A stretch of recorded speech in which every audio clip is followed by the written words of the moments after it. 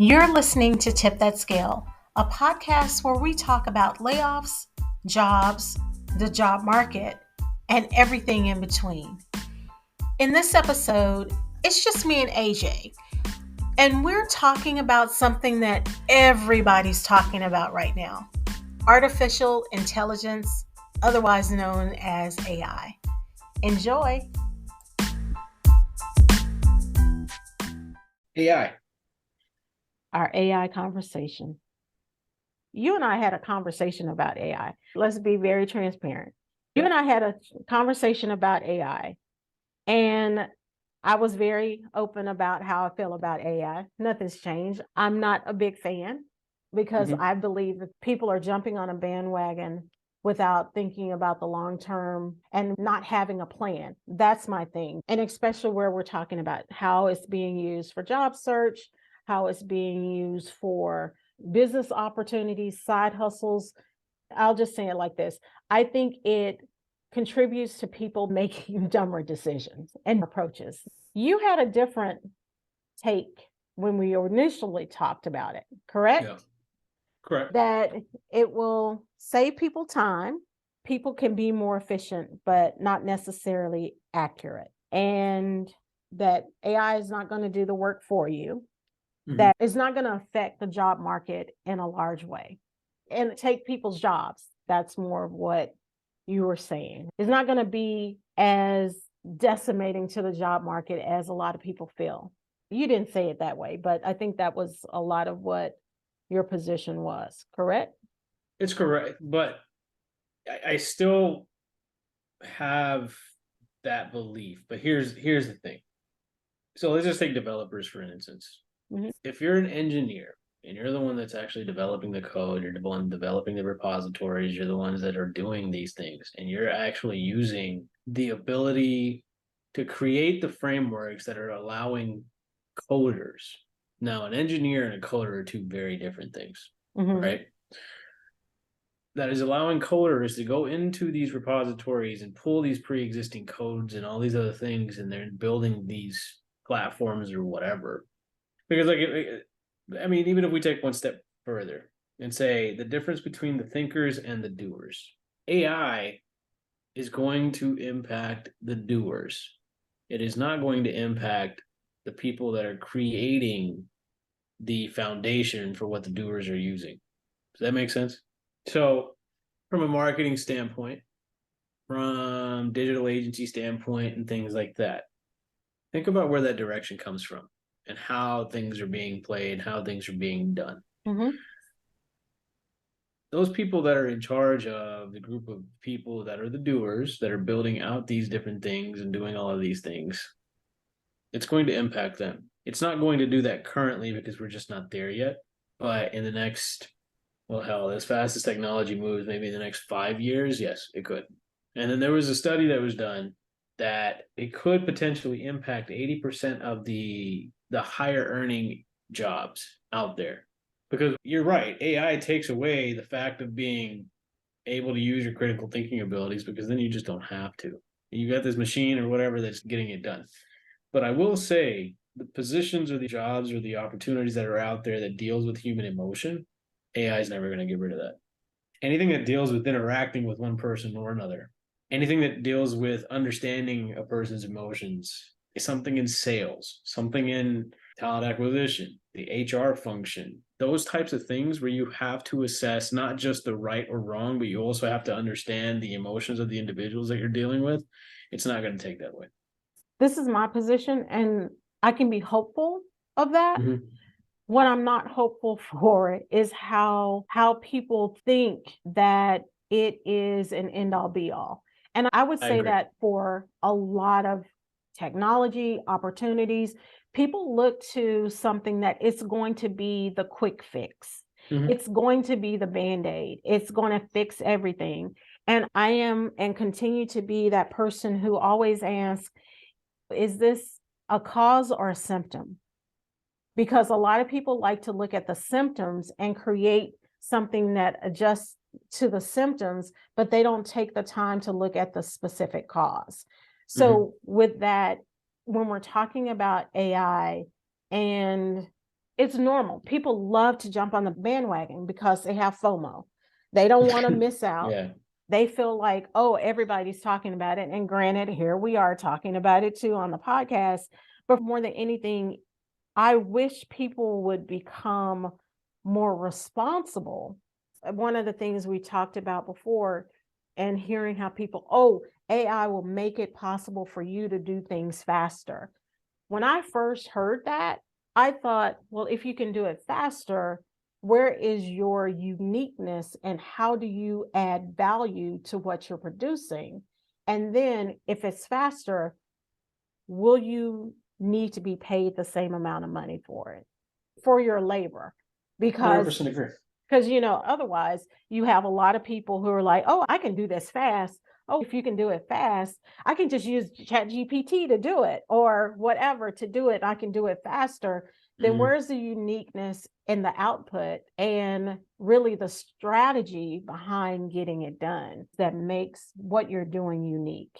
It's an interesting concept when people think that, oh, this is going to get rid of jobs.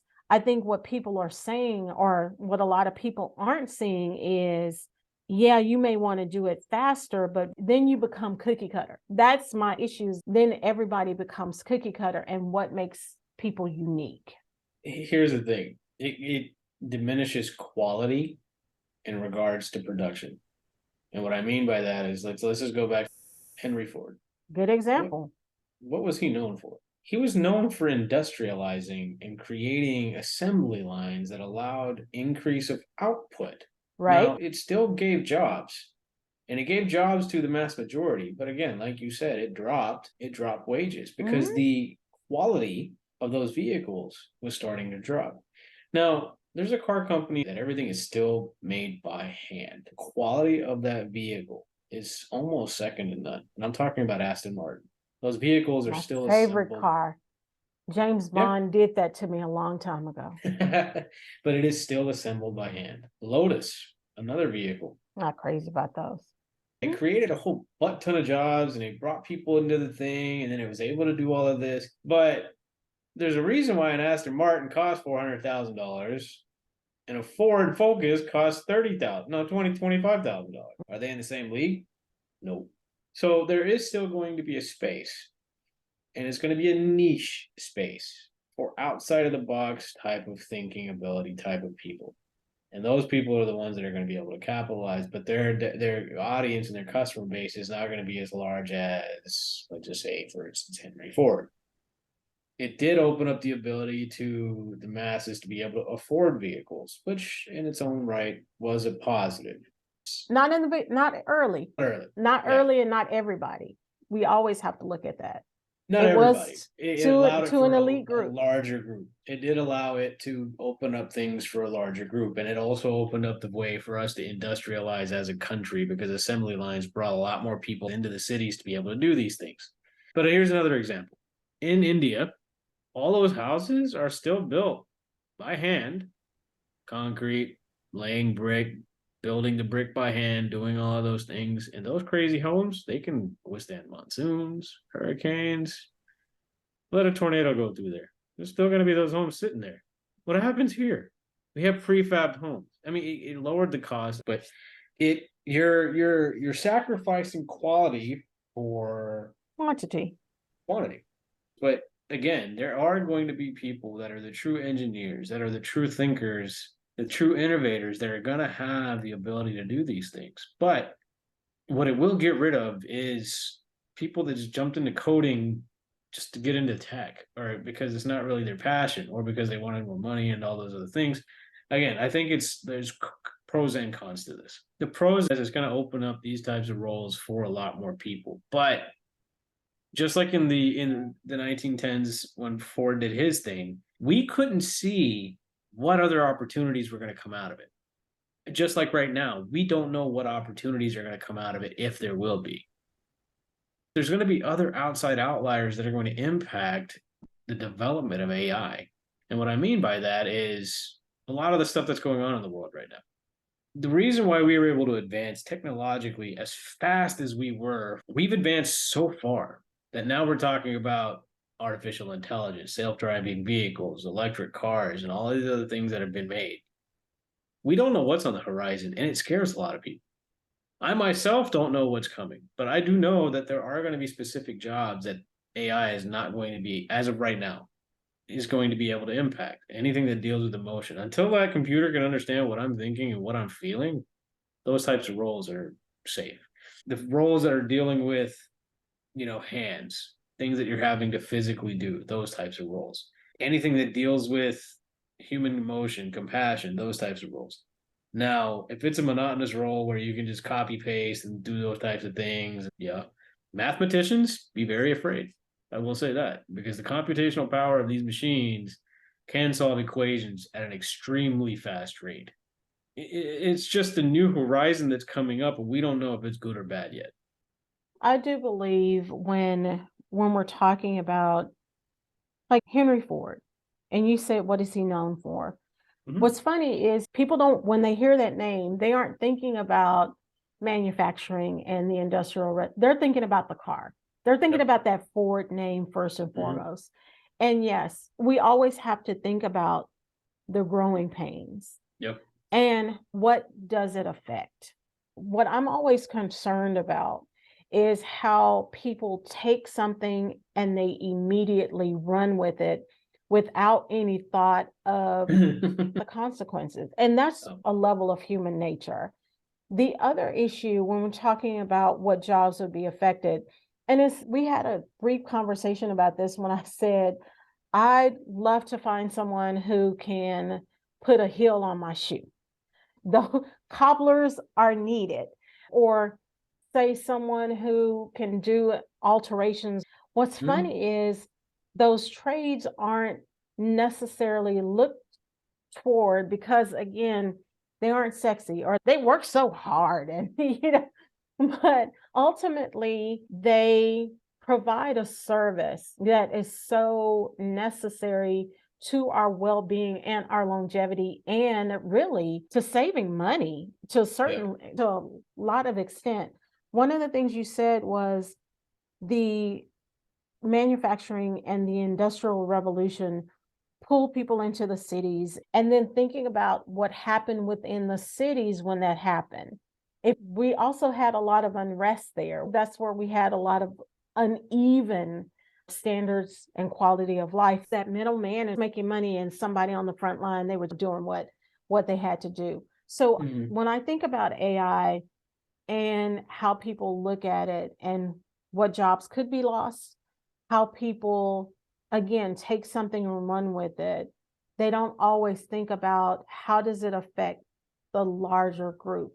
And also consider we had the Industrial Revolution, manufacturing, but also that's when we started to see a little while after unionization come in and oh my gosh, unionizing became such a harsh word.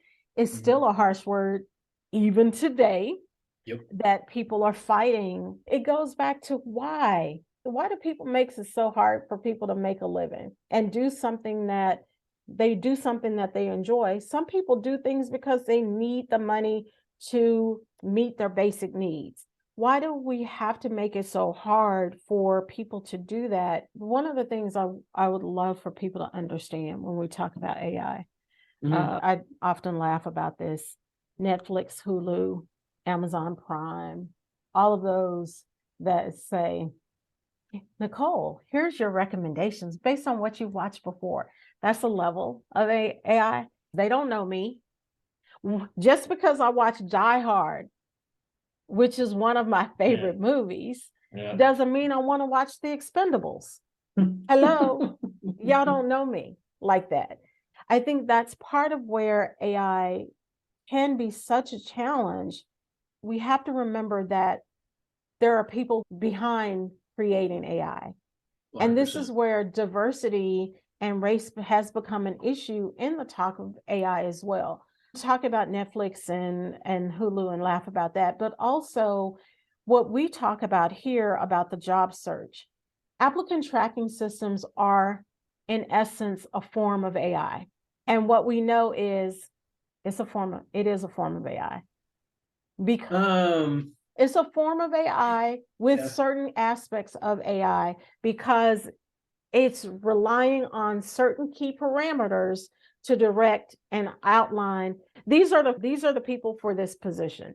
And I will say applicant tracking systems aren't 100% accurate. There are flaws, and those flaws are there because of people either not knowing how to go in and program, or the people who sell them who want to sell them something without thinking that each organization is unique. You can't create a one size fits all for across the board, but that's typically what has happened in the past. Well, what was the basis of an applicant tracking system? Let's just talk about that. It was supposed to make things easier both for the applicant and the organization. Now, a lot of these ATSs, like, yeah, you're right. It is a form of AI. It's able to weed out and shift out things and all this other stuff. But if the people themselves don't know the algorithms that are in place for that particular organization, how are they going to get to you? In the beginning of applicant tracking systems, way back in the day, Yeah. it wasn't for the applicant at all. It was for the company. And for the company to make it easier. And here's the thing, it wasn't even in a time frame where there were so many applicants like we have today. That was not the case. I'm just pointing out to people that when we're talking about AI, there are flaws. So don't think that it's a one-trick pony and it's going to fix everything. That's a lot of my major issue is that it's not going to fix everything. Yeah, I mean that comes from laziness. Like, and again, I'm sorry to anybody that's so up on the bandwagon of AI and all this other stuff. Yes, I like the fact that it's there, and I do like the fact that it does simplify certain things in even my job, but it doesn't do my job. That's the first thing that people need to understand, and it never will. But stop acting like it is. Here's the thing, like, yeah, okay, I was saying that, oh yeah, ChatGPT can write out Boolean strings and do all this other stuff. I'm willing to bet, and the reason I can say that is because I've gauged my strings up against it. It's not that great. Oh, just take the job description and tell ChatGPT to make it. Well, here's the thing: how much of that job description is actually relevant to what this person is actually going to be doing? It takes, like, you're right, it takes away the thought process, and it makes you codependent on a tool, which you shouldn't be. Use it like a tool. Because if that's the case, and we talk about unicorns in recruiting and HR quite a bit, hiring managers always looking for that unicorn. For those people who are using ChatGPT to copy and paste the job description, create me a resume based on this job description, then that means that everybody becomes a unicorn. And what that does is it clogs the funnel of the job search process. I know when there's a need, people want the job. Leaders of organizations, if your recruiting team is small, but you have jobs available and you're getting tons of resumes, may I suggest that you hire consultants to support your recruiting team to go in and do some of that heavy lifting. Create an opportunity for your recruiting teams to do what they're supposed to do, to talk to individuals. Hire some freelancers and some consultants to do the weeding through the resumes for you. Allow people to do what they do best and give other people the opportunity to support your teams. For those of you who are looking for jobs and you're trying to get your foot in the door, I'm going to tell you as a coach, know what your strengths are and what type of organization do you want to work for and where do you feel like you can really add value. But know that creating a resume, and granted, this is truly my opinion, creating a resume using ChatGPT by just copying and pasting from the job description is not going to make a difference. If you can't do the job and you're hired, it's going to come out that you can't do the job. So might as well focus on a job that you can do and you can do well and you can excel at. And then prepare yourself, whether through courses or mentorship or coaching, to move up the ladder or move into another job when you're ready for that role. That's going to be part of my AI my AI conversation. I need to wait and see. I agree. I mean, I think we need to wait and see what's going to come out of this. I think we need to understand the pros and cons and make proper decisions on how AI is actually developed and built versus just jumping into it. and saying, "Oh yeah, this is the end all," and Right. not create a massive dependency on it right from the get-go, especially if you don't know what it's capable of Absolutely. and not capable of, for that matter. It's human nature for people to have FOMO, or for people to become what they feel are subject matter experts. Slow your roll and think it through. Does this make sense? Yeah. Make sure that you continue to use your creativity. That's a unique thing for you.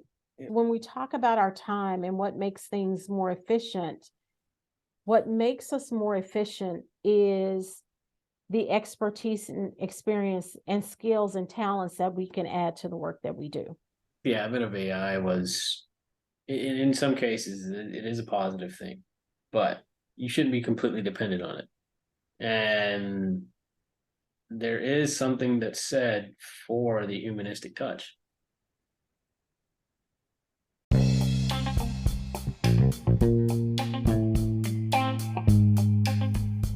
Ron said it in one of our early episodes. A market downturn is a great opportunity for innovation. We're seeing that right now with AI. What are your thoughts about AI? We want to hear from you. Share your insights with us on Instagram and Twitter. We're at Tip That Scale on both of those platforms. And then make sure you like, follow, and subscribe to Tip That Scale on wherever you listen to your podcast.